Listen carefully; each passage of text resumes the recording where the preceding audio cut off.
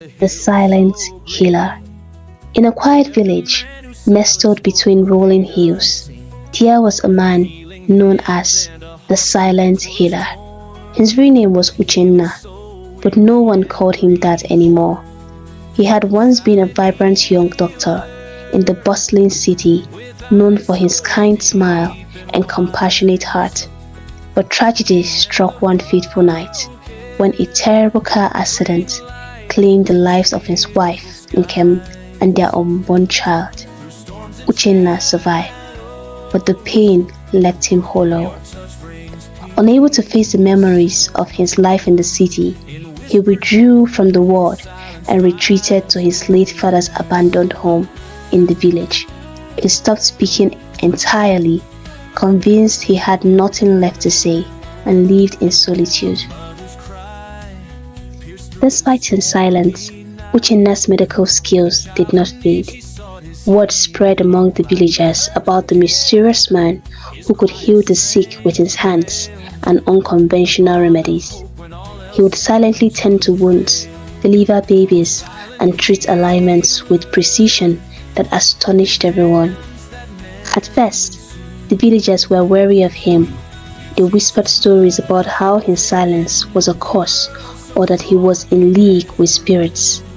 But over time, they came to trust him, seeing the care and dedication he poured into his work.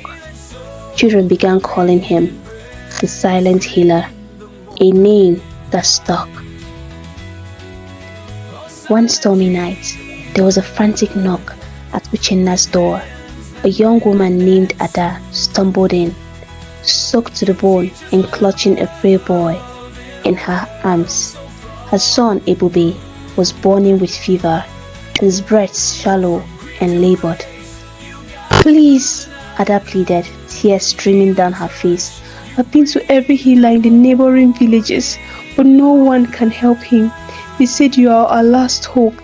Uchenna's eyes softened as he gently took the child from her arms.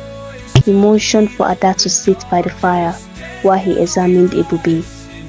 Without a word, he walked tirelessly through the night, grinding herbs, preparing a poultice, and carefully nursing the boy. Ada watched, her heart pounding with fear and hope. As dawn broke, Ebube's fever finally subsided. His tiny chest rose and fell steadily, and the faint color returned to his cheeks. Ada fell to her knees, sobbing with relief.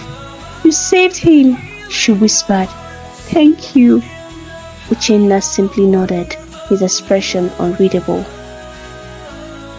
Ada and Ebube stayed with Uchenna for several days until the boy regained his strength. During that time, Ada noticed things about the silent healer that others might have overlooked. She saw how he paused by a photograph of a woman and a child, his eyes clouding with pain. She noticed how he avoided speaking, even when it was easier to explain something. "Your silence isn't just a habit, is it?" Ada asked one evening as they sat by the fire. "It's your way of carrying the pain." Uchenna froze, his hands tightening around the cup of tea he held. "I know what it's like to lose someone," Ada continued softly. "My husband died when Ebube was just a baby. I thought the grief would swallow me whole. But holding on to the silence won't make it hurt less." Tears welled in Uchenna's eyes, but he didn't respond. Instead, he got up and walked to the door, staring out into the night. One morning, weeks after Ada and Ebube had returned to their own village, disaster struck. A mysterious illness swept through the community, leaving many bedridden with high fevers and severe weakness. Ada sent word to Uchenna, begging for his help. He arrived without hesitation, carrying his bag of tools and medicine. For days, he worked tirelessly, moving from house to house, treating the sick and comforting families.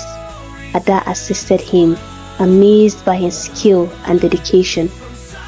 But as the illness spread, it became clear that they needed more supplies. Uchenna gathered the villagers and, for the first time in years, spoke. "We need to act together," he said, his voice hoarse and unused but filled with determination. "Send messengers to the neighboring towns. Gather herbs, water, and anything else we can use. We will overcome this, but only if we work as one." The villagers were stunned but inspired. Uchenna's words ignited a spark of hope, and they all rallied together. With everyone's effort combined, the village began to recover.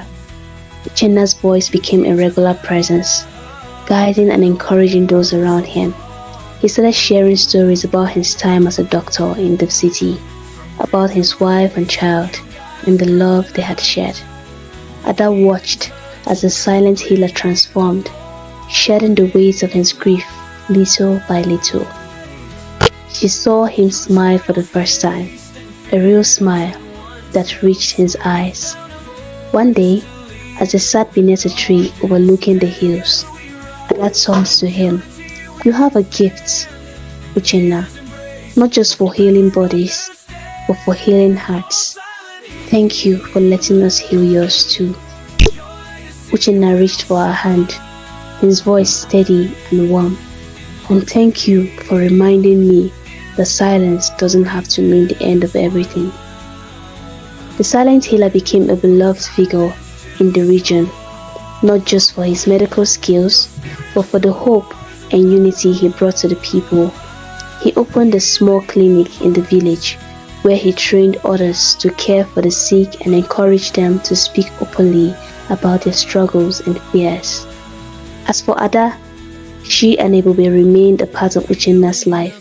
Together, they created a new kind of family, one built on love, resilience, and the understanding that even the deepest wound can heal with time, courage, and the kindness of others. Oh, silent healer.